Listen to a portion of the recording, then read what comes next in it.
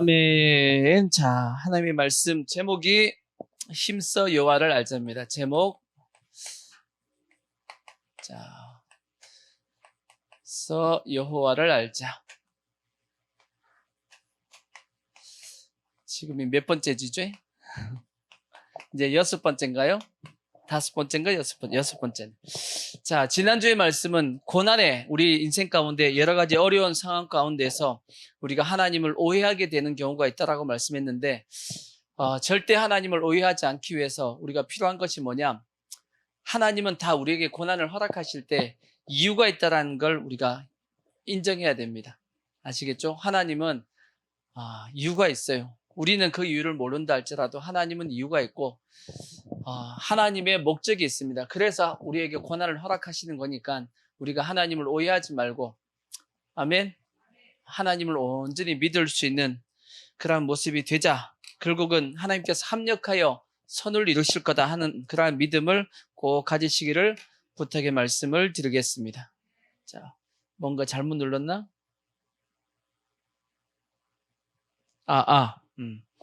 자, 오늘은 어떤 내용의 말씀이냐면, 그러면 하나님의 무엇을 알아야 되냐? 알아야 하는가?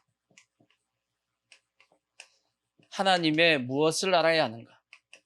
하나님은 우리가 하나님의 어떤 부분을 알기를 원할까 하는 생각을 한번 해보자고요. 이건 어떻게 생각해 보면 쉽게 우리가 알 수 있냐면, 부모의 입장에서 자식에게 야, 너는 좀 나의 이런 부분을 알아줬으면 좋겠다 하는 걸 생각해 보면, 하나님이 우리가 어떤 부분에 대해서 하나님에 대해서 알아줬으면 좋겠다 하는 것을 충분히 알 수 있습니다. 부모 입장에서 자식이 부모에 뭘 알아줬으면 좋겠어요? 마음. 그죠? 왜? 자식들이 부모 마음을 모르고 속썩이잖아. 그죠? 속썩이나 봐. 속을 썩이나 봐. 그 부모의 마음 중에서 어떤 마음을 가장 알아줬으면 좋겠어요? 부모. 그렇죠. 그렇죠. 가장 많이 부모가 자식에게 자식이 좀 알아줬으면 좋겠어 하는 게 뭐냐 하면, 부모가 자식을 얼마나 사랑하고 있는지를 좀 자식이 알아줬으면 좋겠어. 그래, 안 그래요? 여러분 그런 생각 안 드나요? 여러분 애들 키우면서 만약 자식이 부모님이 얼마나 자기 자신을 자식을 사랑하고 있는지 그거 안다라면 속 썩일까 안 썩일까? 속 못 썩입니다. 속 썩일 수가 없지. 그만큼 부모님이 자기를 얼만큼 사랑하는지 아는데 어떻게 속을 썩이겠냐고. 그러겠죠? 부모가 얼마나 사랑하는지를 모르니까 왜 낳았냐고 막 그러고, 이것도 안 해줄 거면서 왜요 낳았냐고 하고 이제 따지지. 부모가 얼만큼 자신을 사랑하고 있으면 그 자식을 위해서 부모들이 얼마나 많은 희생을 하고 있는지 안다면 자식이 그런 얘기 못하죠. 그죠?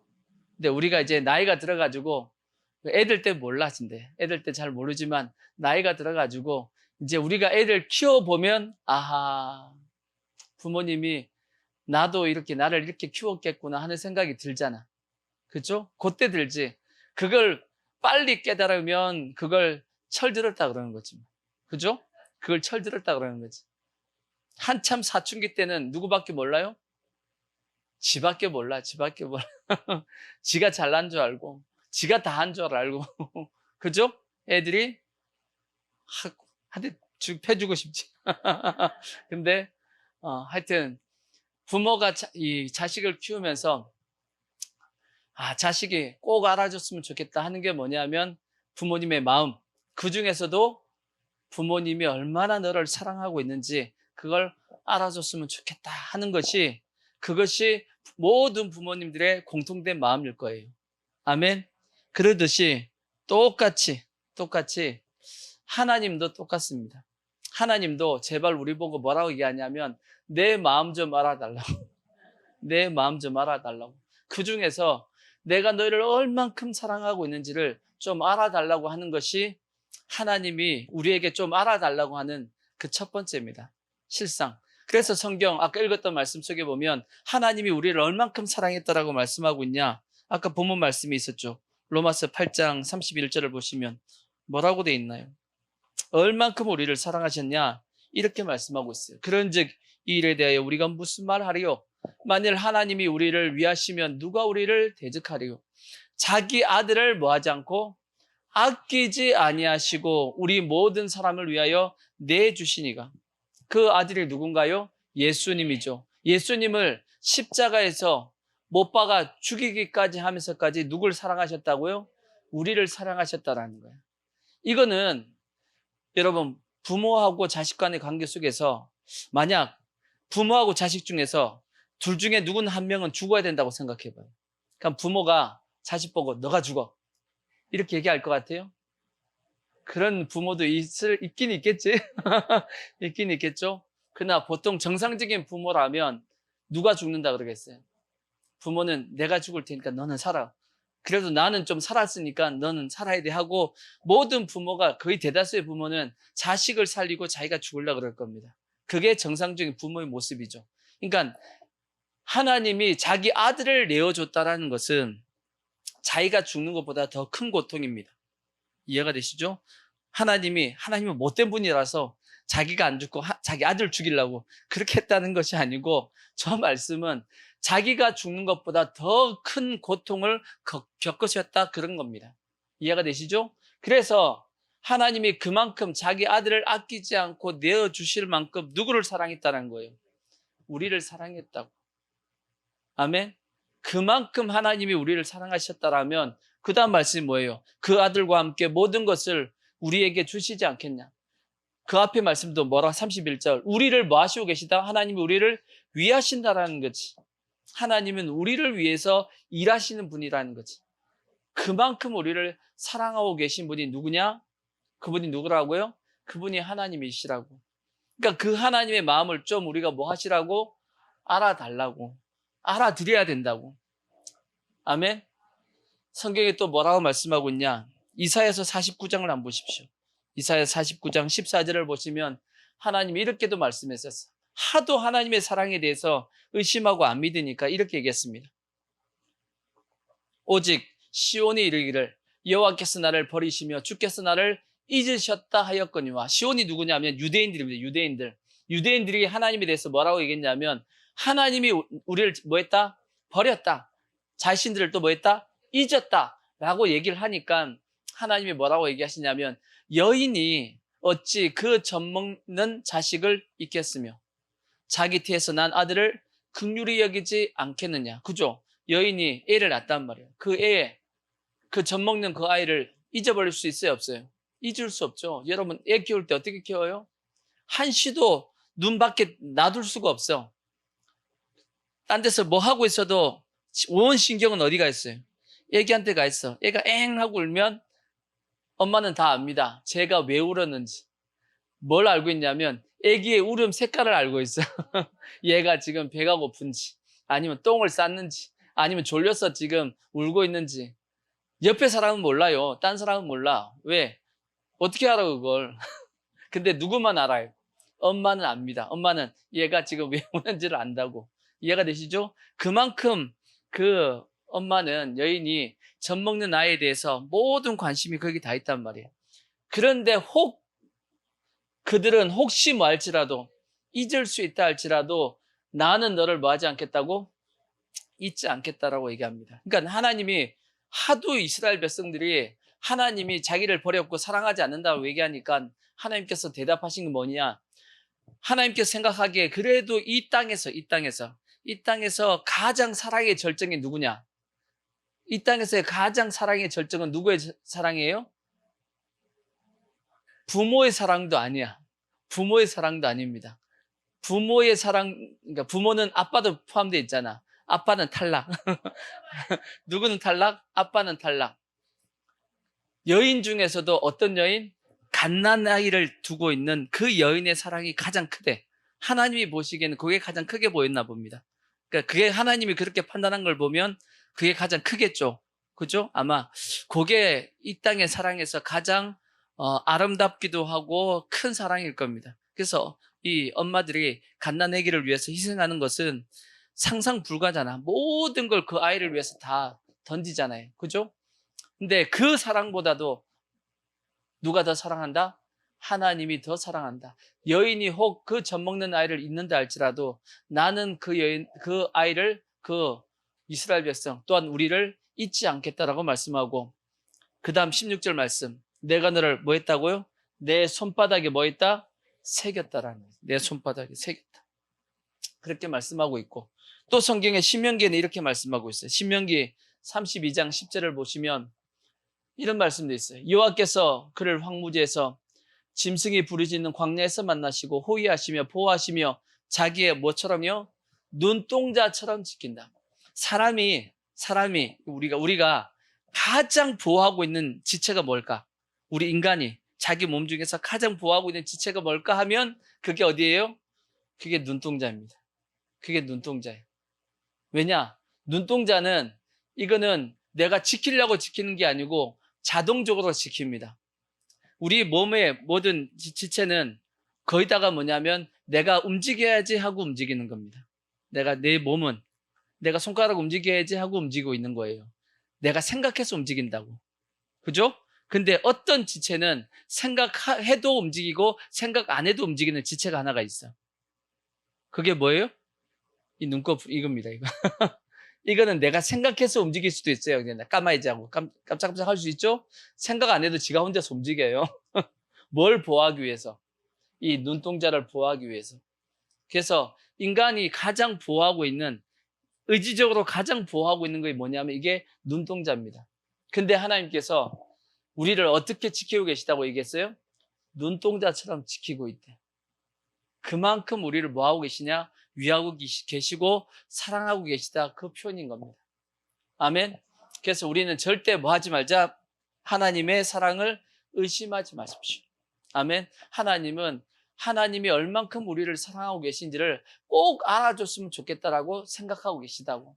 근데 우리는 하나님의 사랑을 너무나도 자주 의심합니다. 조금만 힘들면 하나님 날 사랑하냐고 이렇게 따지기도 하고 하지만, 그래서 우리는 절대 하나님의 사랑을 뭐 하지 말자? 의심하지 말고 하나님의 사랑을 꼭 알아들을 수 있는 우리의 모습이 꼭 되기를 바라고, 그래서 하나님은 이렇게 말씀했어요. 너희는 나를 얼만큼 사랑해야 되냐? 그래서 하나님이 우리를 이렇게 사랑하니까 우리도 하나님을 뭐 해야 돼요? 사랑해야지. 하나님이 이렇게 사랑하면 자식도 부모를 사랑해야 돼, 안 해야 돼요? 부모만 사랑하고 자식이 안 사랑하면 안 되잖아. 같이 사랑해야지. 그죠? 하나님이 이렇게 우리를 사랑하셨다라면 자식도 부모를 어떻게 사랑해야 되냐? 이렇게 사랑하라고 말씀했어요. 어떻게? 마음을 다하고 뜻을 다하고 힘을 다하고 목숨을 다하여 주 너희 하나님을 뭐 하라고요? 사랑하라고 말씀했어요. 아멘. 그렇게 사랑하시길 부탁의 말씀을 드리고, 근데 문제는 뭐냐? 하나님을 어떻게 그렇게 하면 사랑할 수 있죠? 마음을 다하고 뜻을 다하고 힘을 다하고 목숨을 다하여 하나님을 사랑하는, 어떻게 표현할 수 있어요? 어떻게 표현하실래? 물론 우리가 예배 드리는 것, 이것도 하나님을 사랑하는 표현입니다. 아멘. 아멘. 기도하고 여러 가지 우리 주를 위해서 일하는 것도 하나님을 사랑하는 표현인데, 가장 하나님을 사랑하는 표현은 뭐냐? 그거는 예수님께서 말씀하신 겁니다. 예수님께서 베드로에게 이렇게 말씀했죠. 베드로야, 너가 이 사람들보다 나를 더 사랑하느냐 하고 물어봤단 말이에요. 그랬더니 베드로가 뭐라 얘기하냐면, 예수님, 내가 주님을 사랑하는 줄은 주님께서 알고 계십니다. 그렇게 얘기했더니 예수님께서 뭐라 했어요? 내 양을 먹이라. 그 다음에 내 양을 치라. 치라는 게 뭐예요? 둘게 패라는 얘기가 아니고 잘 이렇게 보살펴주라는 얘기입니다. 치라 그러니까 매로 치면 안 돼. 잘 보살펴줘야 되고, 그 다음에 내 어린 양을 먹이라. 그렇게 말씀했다고. 그러니까 주님을 사랑하는, 하나님을 사랑하는 그 표현은 누구한테 하는 거예요? 어린 영혼에게 하는 겁니다. 어린 영혼에게 하는 것이 하나님을 제일 사랑하는 그 표현의 방법입니다. 아멘. 그래서 우리가 하나님의 사랑을 꼭 기억할 수 있기를 바라고, 아멘. 절대 하나님의 사랑을 뭐 하면 안 된다고요? 의심하지 마시고, 그 다음에 나보다 더 어린 영혼들에 대해서 어떤 마음을 사랑하는 것이 누구를 사랑하는 표현이에요? 하나님을 사랑하는 표현이란 말이에요. 근데 성경에 보면 이런 내용이 나오죠. 탕자의 비유. 탕자의 비유 보면 아버지의 마음이 이 집 나간 둘째 아들, 그 탕자에 대한 마음이 있었단 말이에요. 근데 탕자가 이제 거지가 돼가지고 돌아오죠. 거지가 와서 돌아오니까 아빠는 어떤 마음이에요? 둘째 아들이 죽었다가 살았어. 잃었다가 다시 찾았어. 얼마나 기쁘겠어. 기뻐요, 안 기뻐요? 부모의 마음이라고. 부모는 재산 다 나가지고 호랑방탕하게 다 쓰고 막 해가지고 나쁜 짓 하고 그거 관심보다는 뭐 한 게 중요한 거예요? 살아서 돌아온 게 중요한 거야. 부모 입장은. 왜 그러겠어요? 물질보다 뭐가 훨씬 더 중요하기 때문이에요. 아들이 훨씬 중요하기 때문이야. 그게 아버지의 마음이에요. 아버지의 마음. 근데 문제는 뭐냐? 첫째 아들이 문제입니다. 첫째 아들은 둘째 아들이 재산 다 탕진하고 돌아왔을 때 좋아해요? 안 좋아해요? 안 좋아합니다. 왜 안 좋아해요? 응? 저런 놈을 어떻게 받아주냐고. 동생을 사랑하는 마음이 없는 거예요. 근데 그러면 그 첫째가 아버지의 그 마음을 알고 있는 거야? 모르고 있는 거야? 모르고 있는 거죠. 아버지의 마음이 얼마나 그 둘째 아들 탕자를 위하고 있는 마음을 모르고 있는 겁니다. 교회도 똑같아요. 교회도. 여러분은 첫째 아들처럼 되면 안 돼. 아시겠죠? 영혼에 대해서 하나님께서 얼마나 사랑하고 위하고 계신데 오히려 그냥 영혼들을 그냥 죽이는, 그리고 그 영혼들을 귀하게 여기지 않는 그런 첫째와 같은 그런 성도가 되면 안 된단 말이에요. 다시 말씀드리면 하나님을 사랑하는 표현은 다른 게 아닙니다. 연약한 영혼들을 돌봐주고 그들을 바로 세우려고 노력하는 그것이 하나님을 사랑하는 가장 좋은 표현입니다. 아멘. 꼭 그렇게 하시길 부탁을 드리고, 하나님께서 제일 처음 하나님께서 우리가 좀 알아줬으면 좋겠다 하는 게 뭐냐면 하나님의 마음. 그 중에서 뭐? 하나님이 우리를 얼만큼 사랑하고 있느냐, 그걸 알아주길 원하는 겁니다. 첫 번째가 하나님의 마음. 그 중에서 뭐? 하나님의 사랑입니다. 두 번째는 뭐냐 그러면 하나님이 뭘 좀 알아줬으면 좋겠다라고 얘기하실까? 두 번째는 하나님의 성품입니다. 성품. 신학적으로는 이걸 뭐라 얘기하냐면 속성, 그렇게 얘기해요. 속성. 하나님의 속성. 하나님의 성품. 신학교에 가면 이런 부분은 뭘로 배우냐면 하나님의 속성, 하나님의 성품은 두 종류가 있다. 그렇게 얘기합니다. 두 종류. 하나는 뭐라 그러냐면 비공유적 속성이라고 얘기해요. 비공유적 속성. 속성. 하나는 공유적, 요 B자 빼고 공유적 속성 이렇게 얘기합니다. 뭔 뜻이냐? 비공유적이란 건 뭐냐면 공유가 뭐예요? 같이 하는 거죠. 하나님에게도 있고 우리에게도 있는 것은 공유적 속성이고, 하나님에게는 있는데 우리에게는 없는 것, 그거는 비공유적 속성, 그렇게 얘기합니다. 이게 뭐냐? 전지, 전능 뭐 그런 겁니다. 전능, 무소부재. 무소부재가 뭐냐면 하나님은 모든 곳에 다 계십니다. 하나님은 전지 다 알고 계시고 전능, 모든 능력을 다 가지고 계십니다. 근데 인간은 없죠? 그죠? 무소부재. 하나님은 어느 곳이나 다 있는데 우리는 한 곳에밖에 모르잖아. 그죠? 못 있잖아. 그러니까 그런 것처럼 하나님은 이런 속성을 가지고 계신데 우리는 없는 것, 그걸 비공유적 속성. 반대로 얘기하면 공유적 속성은 뭐냐면 큰 게 뭐냐면 인격입니다. 인격. 인격이 3대 요소가 뭐예요? 지, 정, 의입니다. 지가 뭐예요? 지식, 정, 감정, 의, 의지. 하나님께서도 지식을 가지고 있듯이 우리도 일정의 지식을 가지고 있고, 그 다음에 감정. 하나님도 기쁘고 슬프고 아프고 마음이 힘들고 그런 게 있단 말이에요. 그러듯이 우리도 있어요, 없어요? 있고. 그 다음에 의지. 하나님도 자기 의지를 가지고 움직이시듯이 우리도 의지를 가지고 있는 것. 이러한 것들. 그러니까 하나님의 성품을 닮은 일부분의 모습이 있다고. 그걸 공유적 속성, 그렇게 얘기합니다. 근데 이걸 왜 알아야 되냐? 이걸 알아야 될 이유가 있습니다. 이걸 알아야 될 이유. 하나님은 이런 분이시다. 하나님은 이런 분이시다. 하나님은 나에게 이런 분이시다 하는 것을 우리는 많이 알고 많이 고백해야 됩니다. 왜냐? 오늘 아까 불렀던 주님은 나의 뭐예요? 산성. 주님은 나의 요새. 주님은 나의 소망. 나의 힘이 되신 여호와. 이렇게 불렀죠. 이게 뭐냐면 하나님의 속성을 뭐하는 거지? 성품을 고백하는 겁니다. 하나님은 이런 분이다. 하나님은 나에게 뭐가 되신다? 산성이 되신다. 하나님은 나에게 뭐가 되신다? 요새가 되신다. 하나님은 나의 소망이 되신다. 하나님은 나의 뭐가 되신다? 힘이 되신다. 이게 왜 중요하냐면 성경에 이런 고백을 제일 많이 한 사람이 누구예요? 그게 다윗입니다. 그게 시편이에요. 시편의 절반 이상을 보통 다윗이 기록했고, 그리고 다윗의 시를 후대 사람들이 정리한 것이 시편이란 말이에요. 대다수가. 이해가 되시죠? 시편을 보면 이러한 고백이 엄청나게 많습니다. 여호와는 나의 힘이시오, 능력이시오, 나의 산성이시오, 날 피할 바위시오, 나의 요새시오. 근데 중요한 것은 그러한 고백이 결국 뭐냐면 하나님은 나에게 이렇게 역사하시는 분이다, 그 뜻이에요. 여호와 이레의 하나님, 하나님이 나를 모든 걸 예배해 주시는 하나님이다. 하나님이 하도 답답하니까 자기 이름을 그렇게 지었어. 여호와 니시의 하나님, 뭔 뜻이에요?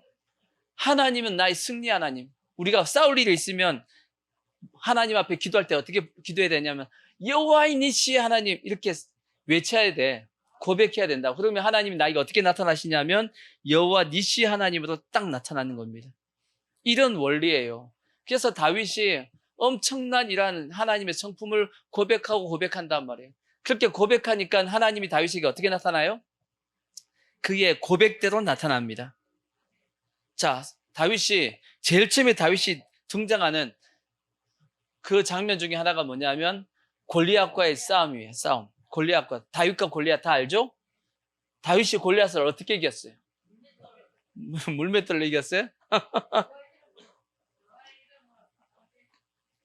자, 다윗의 위대한 고백으로 이긴 겁니다. 잘 보세요. 자, 다윗의 위대한 고백 어디 있냐? 자, 사무엘상 17장 45절을 보시면 이 고백이 그를 이기게 만든 거예요. 다윗이 블레셋 사람 골리앗이죠? 이르되 너는 칼과 창과 단창으로 내게 나오거니와 나는 만군의 여호와의 이름 곧 내가 모욕하는 이스라엘 군대 하나님의 이름으로 내게 나아가노라. 오늘 여호와께서 너를 내 손에 넘기리니 내가 너를 쳐서 내 목을 베고 블레셋 군대의 시체를 오늘 공중에 세워 땅의 들짐승에게 주어 온 땅으로 이스라엘의 하나님이 계신 줄을 알게 하겠고, 그 다음에 신앙 고백이 중요한 겁니다. 또 여호와의 구원하심이 어디에 있지 않다? 칼과 창에 있지 아니함을 우리 무리에게 알게 하리라. 전쟁은 어디에 속했다? 여호와께 속한 것인즉 그가 너희를 우리의 손에 넘기리라. 위대한 고백이에요. 전쟁은 누구에게 속해 있다? 여호와께 속해 있다라는 거예요. 그래서 전쟁은 여호와께 속해 있기 때문에 전쟁은 누가 주관하신다? 하나님이 주관하시는 거예요. 그 고백이 다윗이 전쟁에서 골리앗을 이기게끔 만든 겁니다. 그 고백이에요. 그래서 우리도 뭐 하셔야 되냐면 끊임없이 하나님을 뭐 하셔야 되냐면 고백해야 되는 겁니다. 이해가 되시죠? 히스기야도 마찬가지예요. 히스기야도 14만 5천 명, 아수르 군대 14만 5천 명 그냥 하루아침에 하룻밤 사이에 날려버리잖아. 자, 거기도 그 고백도 보십시오. 자, 열왕기하 19장 14절을 보시면 히스기야가 사자의 손에서 편지를 받아보고 여호와의 성전에 올라가서 히스기야가 그 편지를 요 앞에 펴놓고 그 앞에서 히스기야가 이제 기도합니다. 이르되 그룹들 위에 계신 이스라엘의 하나님 여호와여, 주는 천하만국의 홀로 하나님이시라. 주께서 천지를 뭐 하셨다고요? 만드셨나이다. 여호와여, 귀를 기울여 들으시고 여호와여, 눈을 떠서 보시옵소서. 사내립이 살아계신 하나님을 비방하러 보낸 말을 들으시옵소서. 여호와여, 아수르 여러 왕이 과연 여러 민족과 그들의 땅을 황폐하게 하고 또 그들의 신들을 불에 던졌사오니 이는 그들의 신이 아니오 사람이 손으로 만든 것 곧 나무와 돌뿐이므로 멸하였나이다. 그러니까 이 아수르 군대가 이방의 많은 나라들 다 쳤단 말이에요. 근데 그들의 신들을 이긴 것은 그들은 뭐뿐이다? 그냥 나무와 돌이기 때문에 아무 힘과 능력이 없었기 때문이다 라고 얘기하는 겁니다. 이해가 되시죠? 하지만 우리 하나님 여호와여, 원컨대 이제 우리를 그의 손에서 구원하옵소서. 그리하시면 천하만국이 주 여호와가 어떤 분이에요? 홀로 하나님이신 줄. 진짜 온 세상의 모든 나라의 신들은 다 가짜지만 누구만큼은? 여호와 하나님만큼은 진짜 하나님이다 라고 고백을 한 거예요. 그러니까 하나님이 맞아 틀려. 그치? 나는 홀로 하나님으로서 너희 역사해 주는 겁니다. 아멘. 그러니까 우리의 인생도 마찬가지. 여러 가지 여러분 어렵고 힘들고 여러 가지 상황 가운데 여러분이 뭘 많이 하셔야 되냐면 끊임없이 하나님을 고백하십시오. 하나님의 무엇을 고백하자고요? 하나님의 성품을 고백하셔야 돼. 하나님께서 다윗이 보십시오. 다윗이 막 도망 다닐 때 뭐가 필요해요? 피할 뭐가 필요해요? 바위가 필요해. 바위에 딱 숨어야 된다고. 그러니까 하나님은 나의 뭐가 되신다? 피할 바위가 되신다 그러고 딱 하나님이 숨겨주시는 거야. 나의 산성, 나의 요새, 나의 힘 떨어지면 뭐라고 불러요? 하나님은 나의 뭐가 되신다? 힘이 되신다라고. 그래서 성경에 보면 다윗이 죽을 위기 가운데 뭐라고 고백해요? 여호와를 힘입어 용기를 얻었더라. 이렇게 말씀이 나온단 말이에요. 아멘. 그러니까 우리 인생 가운데 찾아오는 여러 어렵고 힘든 가운데 여러분 끊임없이 그 하나님을 뭐 하셔야 되냐면 고백하셔야 돼요. 하나님은 나의 이런 하나님이 되십니다. 그러면 하나님이 그런 하나님으로 나에게 딱 나타나신다고. 그게 이게 영적 원리란 말이에요. 그래서 끊임없이 하나님을 고백하시라고. 하나님은 이런 분이다. 하나님은 이런 분이다. 그래서 시편에 다윗이 그런 내용의 말씀이 너무 많은 거예요. 그래서 성경 보십시오. 성경의 시편뿐 아니라 다윗의 삶을 보시면 다윗처럼 다재다능한 능력을 가지고 있던 사람이 없어요. 위대한 장군이죠. 장군 얼마나 위대했냐? 나간 전쟁마다 패한 전쟁이 없어. 다 이겼어. 위대한 장군이요. 위대한 정치가요. 다윗 때 이스라엘이 가장 어떻게 보면 흥황하고 잘 살았으니 다윗 때. 또 위대한 예술가입니다. 예술가. 얼마나 그 예술 이게 음악가에 있는 위대한 음악가. 그가 이게 수금을 타면 뭐가 떠나가요? 악귀가 떠나가. 악실이 떠나가. 얼마나 실력이 좋았으면. 이게 인간적인 실력이 아니죠. 하나님의 영이 함께하고 있는 실력입니다. 그 다음에 또 그는 위대한 시인이죠. 그렇죠? 시편. 그리고 또 위대한 작곡가입니다. 이 시편이 우리는 그냥 운율이 없지만 여기 다 운율이 있어요. 우리나라에도 시조 같은 게 있어요. 시조. 우리는 그냥 시조 읽으면 그냥 읽지만 원래 시조를 어떻게 읽어요? 운율이 있잖아요. 이렇게 운율이 이렇게 그죠? 이렇게 읽듯이 요 시편도 다 뭐가 있냐면 운율이 있습니다. 우리는 모르지만 운율이 다 있어요. 그러니까 위대한 작곡가요, 위대한 작사가요. 그 다음에 또 나중에 위대한 이제 건축 설계자가 됩니다. 성전을 다 누가 설계해요? 다윗이 다 설계합니다. 하나님의 영이 임해서 다윗이 성전, 솔로몬이 지을 자기 아들이 지을 성전이지만 다 그려놓고 갑니다. 그러듯이 다윗은 다재다능한 능력을 가지고 있었어요. 그때마다 뭘 써먹냐면 고백을 써먹는 거예요. 하나님은 나에게 이런 하나님 하고 그거 써먹는 거예요. 또 이렇게 써먹고 써먹는다 그러지만 하나님은 뭐 하길 원하냐면 써 드시길 바래. 우리가 써먹길 바라신다고. 그게 하나님의 마음이라고. 하나님은 이만큼 많이 우리를 위해서 예배했는데 준비해놓고 있는데 성도들이 그걸 안 써먹어. 하나님이 그게 답답한 거예요. 써먹길 바라는 거예요. 내가 이만큼 너에게 주려고 다 준비해놨는데 그걸 안 가져가네. 그러니까 그 하나님의 마음이 얼마나 답답하겠어. 그래서 우리는 끊임없이 하나님을 뭐 하셔야 되냐면 고백하셔야 돼. 그러니까 정반대로 얘기하면 절대 그래서 하나님 앞에 뭐 하면 안 되냐면 하나님을 잘못 고백하면 안 됩니다. 잘못 고백하면 안 된다고. 이해가 되시죠? 그래서 성경에 이런 말씀이 있어요. 자, 민수기를 14장 26절을 보시면 이런 말씀이 있어요. 이스라엘 백성들이 이제 가나안 땅을 앞에 딱 두고 이제 가데스 바네아라는 곳에 이제 딱 머물러서 12정탐꾼을 보내잖아. 12정탐꾼을 딱 보내가지고 열두 정탐꾼이 40일 동안 이제 가나안 땅을 다 정탐하고 돌아옵니다. 돌아왔는데 성경에 보니까 그 12정탐꾼 중에서 10정탐꾼이 가나안 땅은 하나님이 얘기했듯이 너무 좋은 땅은 맞대. 좋은 땅은 맞긴 맞는데 도저히 가나안 땅을 우리가 점령할 수는 없는 것 같아. 왜 점령할 수 없냐? 그곳은 다 산성이야, 산성. 산성이 뭐예요? 성이 산 위에 있다라는 거예요. 지금은 성이 산 위에 있으면 공격하기가 너무 좋아요. 왜요? 비행기로 폭격하면 되잖아. 전투기로 폭격하면 되잖아. 그죠? 다 보이니까. 근데 그때 당시는 비행기가 없잖아. 다 어떻게 해야 돼요? 밑에서 막 올라가야 되잖아. 위에서 쏘는 게 좋아요. 위에서 다 화살 쏘고 하면 다 죽지. 그러니까 산성은 거의 공격하기가 힘든 난공불락이란 말이에요.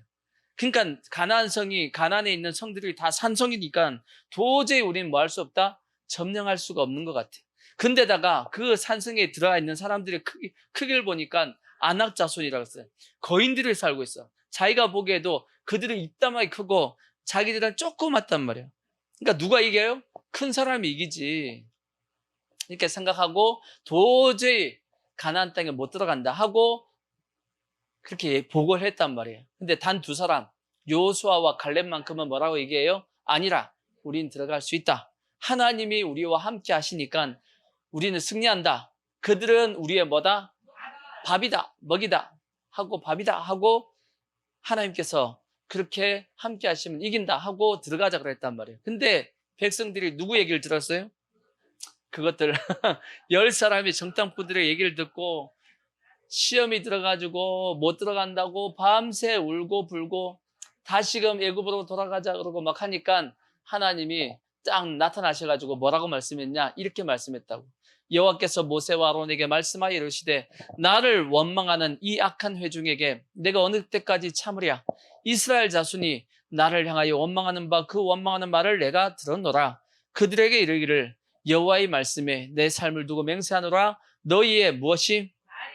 너희의 말이 마음대로 내 귀에 들린 대로 내가 너희에게 뭐 해주겠다? 행해주겠다라는 겁니다. 우리의 고백에 따라서 하나님께서 뭐 해주겠다냐면 역사해주겠다라는 거지. 너가 할 수 있다. 이렇게 고백한 사람은 하나님께서 뭐 하게 해주시고 할 수 있게 해주시고 정반대로 안 된다 라고 얘기한 사람에게는 안 되게 만들어주겠다라는 거예요. 이해가 되시죠? 그래서 우리는 뭐 해야 되냐면 끊임없이 하나님을 바르게 뭐 하셔야 되냐면 고백하셔야 된다고. 아멘. 그러니까 절대 불신의 말을 하시면 안 돼. 그래서 부정적인 말을 하지 말고 긍정적으로 자꾸 얘기하라고 했던 이유가 뭐냐면 하나님이 우리의 뭘 듣냐면 우리의 입술의 고백을 자꾸 듣는 겁니다. 그걸 들으시고 너가 그렇게 생각하고 그렇게 말하는구나 하고 그 말에 따라서 역사해 주니까. 그래서 예수님도 보십시오. 예수님도 병 고칠 때 그냥 안 고쳤어요. 병 고칠 때 그 병자를 딱 불러가지고 뭐 해주길 원해? 하고 항상 물어봐. 아니 병자가 와가지고 병자가 왔으면 기도해달라 그러면 뭐 해달라는 거예요? 고쳐달라는 거 아니야. 근데도 불구하고 예수님이 꼭 물어봐. 뭐 해줄까? 그러면 뭐라 그래요? 낫기를 원하나이다. 그러면 뭐대로? 내 믿음대로 될지, 너의 믿음대로, 내 믿음대로 될지어다 하고 해주시는 겁니다. 그러니까 우리는 될 수 있으면 여러분 긍정적인 말을 하시고, 아멘, 긍정적으로 말을 하시고 하나님의 성품을 자꾸 고백하십시오. 그러면 하나님께서 그 고백을 들으시고 그 고백에 맞게끔 뭐 해주시냐면 우리의 삶 가운데 나타나 주신다고, 역사해 주신다고. 아멘. 그래서 우리가 뭘 알아야 되냐면 하나님의 성품을 그래서 알아야 되는 겁니다. 하나님이 이런 분이다. 하나님이 이런 분이다. 이런 걸 우리가 자꾸 알고 고백해야지만 하나님이 이렇게 내 삶 가운데 역사하는 것이고, 그 다음 또 하나 또 하나님의 속성을 알아야 될 게 뭐냐? 하나님의 성품을 알아야지만 우리가 하나님의 성품을 닮아가야 돼. 아멘. 왜 닮아가야 되냐? 이런 말씀 때문이에요. 자, 사무엘하 22장 25절을 한번 보시면, 사무엘하 22장 25절을 보시면 이런 말씀이 있어요. 그러므로 여호와께서 내 공의대로, 내 무엇대로요? 공의대로 그의 눈앞에 내 깨끗한 대로 내게 뭐 해주신다? 갚아주신다. 그래서 자비한 자에게는 하나님이 어떻게 나타난다고요? 하나님의 자비하심이 나타난대. 그러니까 내가 어떤 사람에게 자비를 베풀었죠. 그러면 하나님이 나에게 어떻게 대우하시냐면 자비롭게 대우해 주신대. 아시겠죠? 그 다음에 깨끗한 자에게는 하나님의 뭘 보여주시냐면 하나님의 깨끗하심을 보여주시고, 정반대로 우리가 누구에게 악을 행했잖아요. 그러면 하나님도 우리에게 어떻게 나타내 주시겠다? 거스름으로 안 되게끔 만들어 주겠다라는 거지. 그러니까 우리가 하나님의 성품을 닮아서 행하면 하나님이 그 성품대로 우리에게 역사해 주시는데, 우리가 악하게 행하면 하나님도 우리에게 안 좋게 해주시겠다, 그렇게 말씀하는 겁니다. 그래서 성경은 이 심음과 거둠의 원리가 딱 정해져 있어요. 심은 대로, 심은 뭐한 대로? 심은 대로. 그러니까 콩 심은 데 뭐가 나고? 콩이 나고, 팥 심은 데 팥이 납니다. 아시겠죠? 신앙의 원리도 똑같아. 심은 대로. 그 다음에 심은 만큼. 만큼은 뭐예요? 많이 심으면 많이 거두고, 적게 심으면 적게 거두는 겁니다. 신앙의 원리도 똑같아요. 그래서 우리가 하나님의 성품을 닮아서 우리도 많이 사랑하고 용서하고 위해주고. 그래서 이 말씀도 보십시오. 마태복음 6장 14절을 보시면 죄사함의 원리도 그렇게 돼 있잖아. 너희가 사람의 잘못을 뭐하면? 용서하면 너희 하늘 아버지께서도 너희 잘못을 뭐 해주시거니와? 용서해 주거니와. 그러니까 내가 용서해 줬으면 용서를 받는 것이고, 정반대로 너희가 사람의 잘못을 용서하지 아니하면 너희 아버지께서도 너희 잘못을 용서하지 않겠다라고 말씀한 거예요. 내가 한 만큼, 내가 행한 대로 하나님도 똑같이 뭐 해주시겠다? 그렇게 갚아주시는 겁니다. 그래서 예수님께서 산상수훈에 뭐라고 말씀했냐면, 너희가 대접을 받고자 한다라면 먼저 뭐 하라고요? 대접을 하라는 겁니다. 대접한 만큼 하나님도 너를 뭐 해주겠다? 대접해 주겠다. 이것이 모든 율법과 선지자의 강령이라고 예수님께서 말씀하신 겁니다. 그래서 우리가 그래서 하나님의 성품을 알아야 될 것이고, 또한 닮아야 됩니다. 아멘. 그래서 우리가 하나님의 성품을 꼭 알아갈 수 있는 우리의 모습이 되기를 바라고, 그 다음에 세 번째 또 뭘 알아야 되냐? 하나님의 이건 뜻을 알아야 됩니다. 하나님이 뭘 원하시는지, 원하시는 것을 알아야 돼. 그렇죠? 우리가 또 자식을 키우다 보면 부모가 자식에게 원하는 게 있어요, 없어요? 이렇게 좀 해줬으면 좋겠다 하는 마음이 있어요, 없어요? 부모의 뜻이 있죠? 한번 물어볼게요. 부모가 자식을 키울 때 나름 부모는 자식이 이런 거 했으면 좋겠다라고 하는 뭔가 원하는 게 있는 게 정상이잖아. 그죠? 그래서 그 원하는 바대로 아이들을 이제 가르쳐 보려고 예를 써요, 안 써요? 예를 쓰죠? 그게 잘못된 건가요? 그거 잘못된 거 아니에요.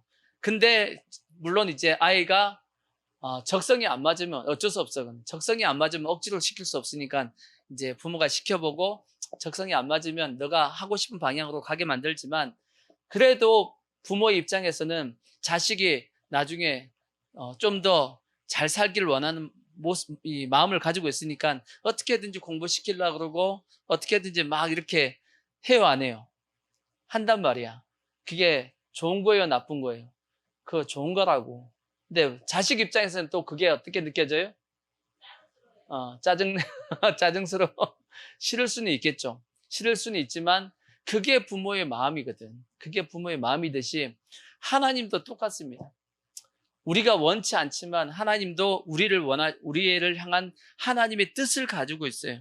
뜻을 가지고 있어요. 하나님이 원하시는 방향이 가지고 있단 말이에요. 우리를 향한 계획을 가지고 있어서 그 계획을 따라서 우리를 끌고 가려고 하나님이 뜻을 가지고 이끌고 가신다고. 근데 우리는 그게 싫어가지고 반항할 때가 많단 말이에요. 그래서 하나님의 뜻과 우리의 뜻이 이렇게 부딪힐 때가 있어요, 없어요? 많단 말이에요. 그러면 누구 뜻이 맞을까? 누구 뜻이 맞을까? 물론 부모와 자식 관계 속에서는 자식이 맞을 수도 있어요. 둘 다 사람이고 부모도 연약한 부분이 있기 때문에 그는 있을 수 있다 할지 모르겠지만, 하나님과 우리의 관계 속에서는 저는 그렇게 생각합니다. 무조건 하나님이 맞아요. 왜? 지난주에도 말씀드리고 했지만 하나님은 다 보고 계시기 때문에, 우리의 미래까지를 다 알고 계시기 때문에 하나님이 우리에게 가장 좋은 것이 뭔지를 아신단 말이에요. 그 방향으로 우리를 이끌고 가고 싶은 거예요. 근데 문제는 뭐냐면 우리의 고집과 우리의 생각과 그것이 하나님의 뜻을 거부하고 있는 겁니다. 이해가 되시죠? 그래서 성경은 뭐라고 말씀하냐? 자, 이 말씀 보시면, 자, 고린도후서 10장을 보시면, 고린도후서 10장 4절, 10장 4절 보시면, 우리의 싸우는 무기는 육신에 속한 것이 아니요 오직 어떠한 진도 무너뜨리는 하나님의 능력이라. 모든 이론을 무너뜨리며 하나님을 아는 것을 대적하여 높아진 것을 다 뭐하고 무너뜨리고, 모든 생각을 다 뭐해가지고 사로잡아 그리스도에게 복종케 하니, 너희의 복종이 어떻게 될 때? 온전하게 될 때 모든 복종하지 않는 것을 벌하려고 준비하는 중에 있다 하는 말씀이 있는데, 이 뭔 뜻이냐면 하나님의 뜻을 거부하고 있는 것이 뭐냐 하고 봤더니, 내가 가지고 있는 내 머릿속에 있는 생각들, 내가 가지고 있는 이론들, 모든 이론입니다.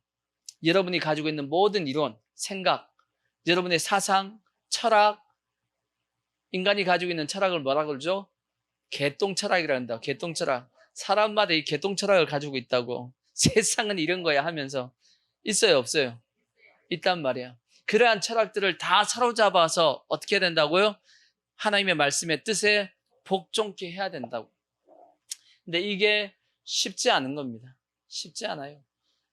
우리가 부모 입장에서 자식을 키우면서 자식의 뜻을 꺾는 게 쉬워요, 어려워요? 어렵죠. 자식들 똥꼬집 셉니다. 자식들도. 그럼 우리는 똥꼬집이 없었냐? 우리도 셌어. 우리도 똑같아. 우리도 똥꼬집이 셌어. 근데 나이가 들면서 아하, 이게 아니구나 하고 깨닫고 이제 부모의 뜻에 그냥 순복하려고 노력을 하죠.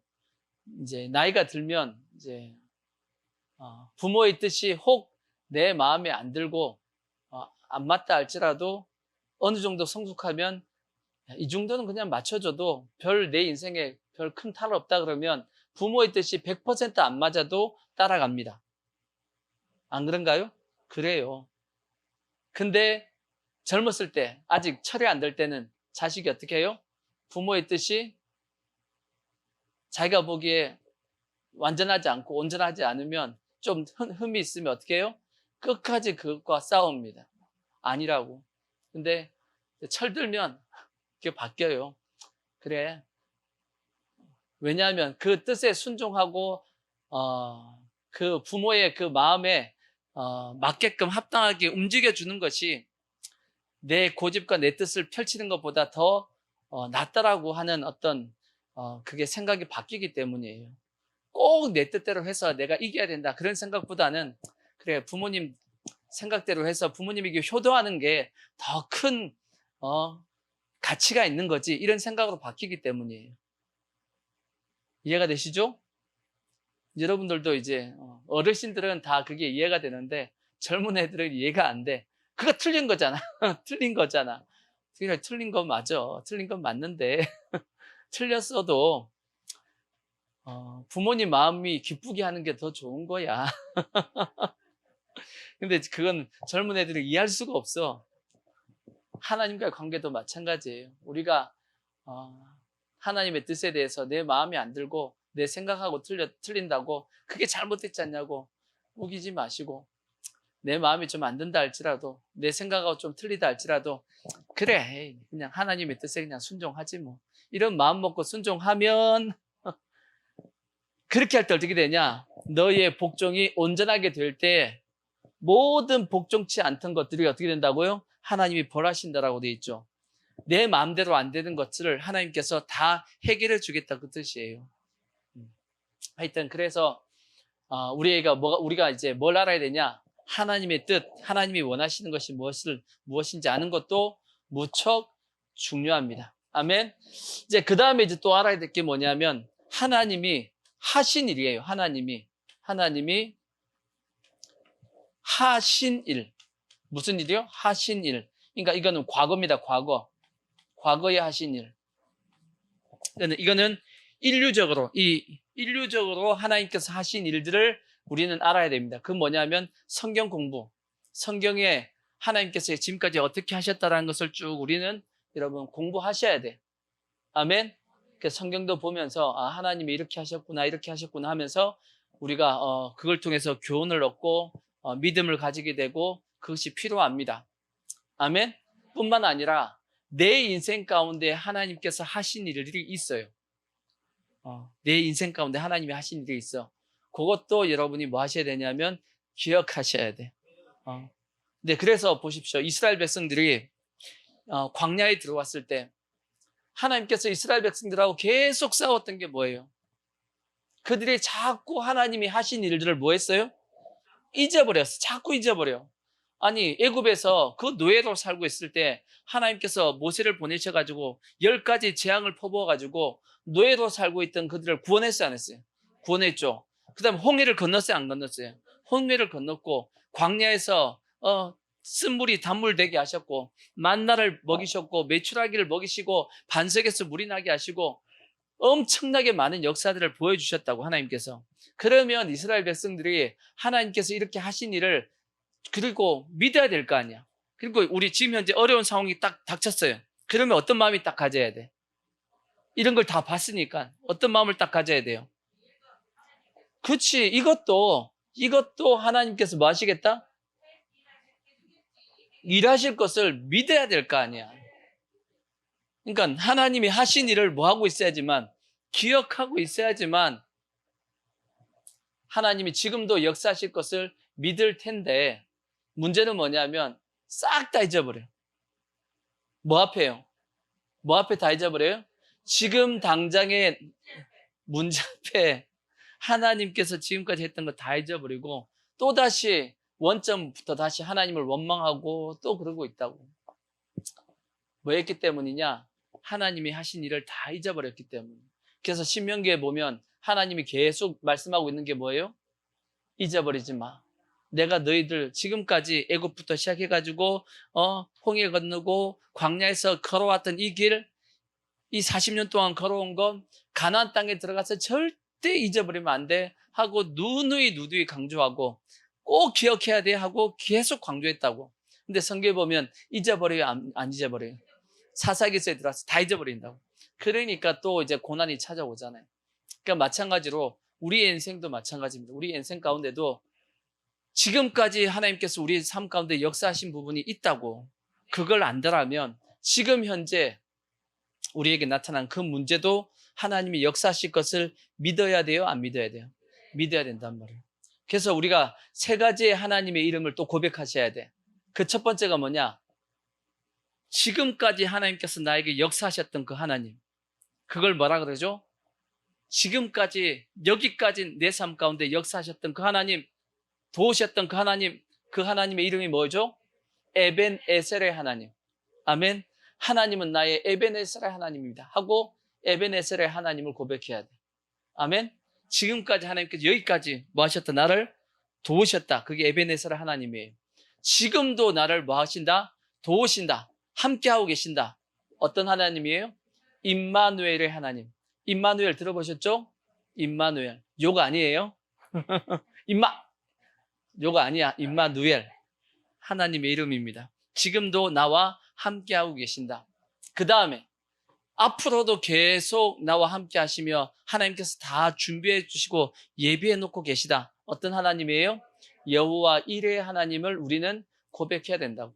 그 이름을 하나님 앞에 계속 고백하면서 하나님, 지금까지 나를 도우신 하나님, 지금도 나와 함께 하심을 믿습니다. 그리고 앞으로도 나와 계속 함께 해주시고 모든 걸 다 준비해 주시고 예배해 주실 것을 믿습니다라고 계속 고백하셔야 된다고. 그러기 위해서 뭐가 필요하냐? 하나님께서 지금까지 하신 일들을 꼭 뭐 하셔야 된다고요? 기억하셔야 돼. 잊어버리면 돼, 안 돼요? 잊지 말라고. 그래서 하나님이 제발 좀 이거 좀 기억하고 있어 하고 하나님께서 우리에게 말씀하고 있는 겁니다. 그 다음에 이제 5번째 뭐냐? 하나님이 하실 일이에요. 하실 일. 하실 일. 이거는 제가 다음 주에 아예 한 주 이제 설교를 말씀드릴게요. 하실 일. 이건 뭐냐면 종말론이죠. 지금 이제 거의 주님이 오실 때가 다 됐잖아요. 지금 종말론인데 이걸 시간표를 쭉 한번 여러분들에게 제가 설명을 드릴게요. 시간표.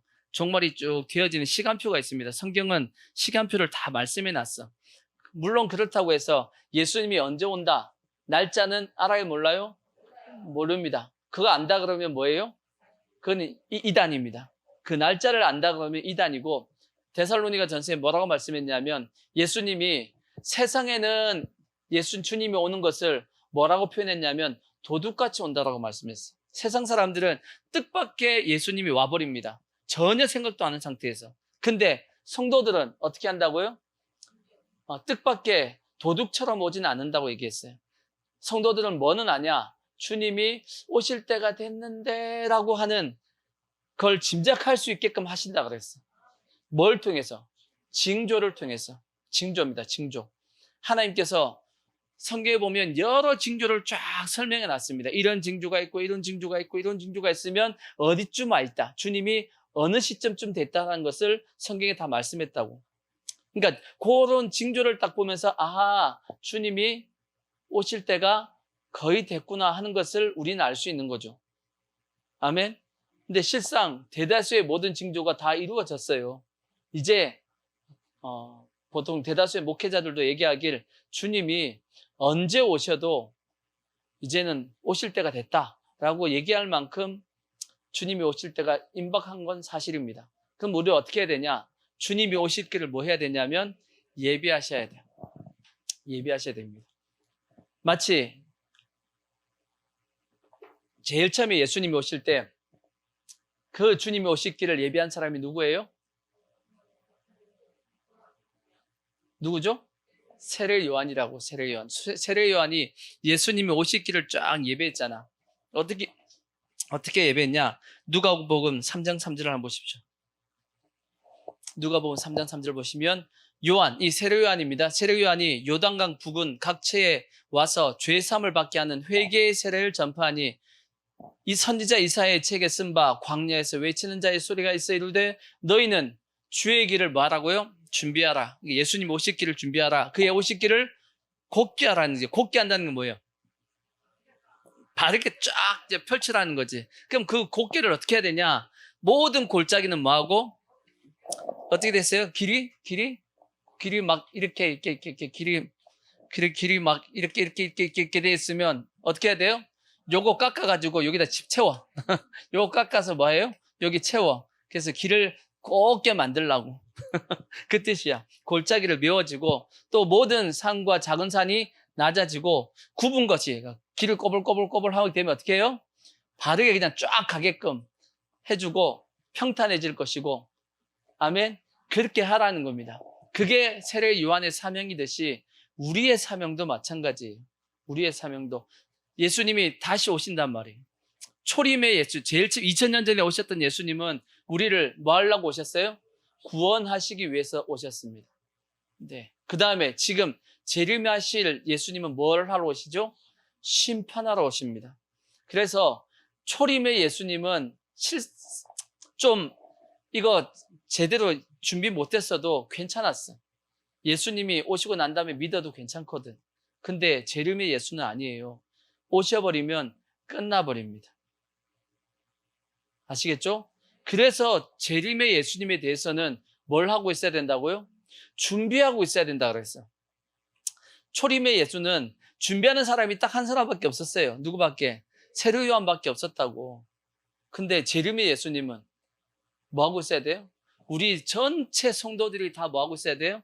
준비하고 있어야 돼. 아멘. 그때 준비 안 하고 있으면 골치 아픕니다. 골치 아파. 다음 주에 이제 설명하다 보면 그게 준비한 자만이 얻게 되는 게 뭐예요? 그게 휴거입니다. 휴거. 들림 받는 거.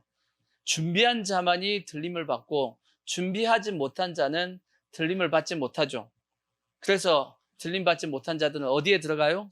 7년 대환란에 들어간다고. 그래서 무조건 우리는 뭐 하고 있어야 되냐면 준비하고 있어야 돼. 아멘. 준비하고 있어야 돼. 그러니까 그 시간표를 이제 다음 주에 쭉 그려가면서 이제 이 어때 이렇게 하면서 한번 시간표를 한번 제가 말씀을 드릴게요. 요거는 이제 한번 해야 될 이제 중요성이 있기 때문에 한번 하고, 그 다음 마지막 이제 시간 다 됐으니까 마지막 꼭 알아야 될 거, 마지막이 뭐냐? 하나님이 결론입니다. 마지막에 하나님께서 꼭 알아야 된다 하는 게 뭐냐면 예수 그리스도예요. 누굴 알아야 된다? 예수 그리스도를 알아야 됩니다. 자, 어디를 보시냐면 히브리서 1장 1절을 보시면, 히브리서 1장 1절, 옛적에 선지자들을 통하여 여러 부분과 여러 모양으로 우리 조상들에게 말씀하신 하나님이, 옛날에 있는, 그러니까 옛날에 선지자들이 여러 부분, 뭐냐면 성막이라든지 제사법이라든지 여러 가지 이제 구약 성경을 통해서 하나님께서 말씀했단 말이에요. 그렇게 하셨던 여러 부분, 여러 모양으로 이제 이렇게 하셨던 그 하나님이 이 모든 날 마지막에는 누구를 통하여? 아들, 그 아들이 누구예요? 예수님이죠. 예수님을 통하여 우리에게 말씀하셨으니 이 아들을 만유의 상속자로 세우시고 또 그로 말미암아 모든 세계를 지으셨더니라. 이는 하나님의 영광의 뭐요? 광채시요 그 본체의 형상이시라. 그의 능력의 말씀으로 만물을 뭐하고? 붙드시며 죄를 정결하게 하신 일을 하시고 높은 곳에 계신 지극히 크신 이의 우편에 앉아 계시다. 그게 예수님이란 말이에요. 하나님께서 마지막 때는 오직 모든 대답을 뭘로 해주시겠다? 예수로 해주시겠다. 그렇게 말씀한 거예요.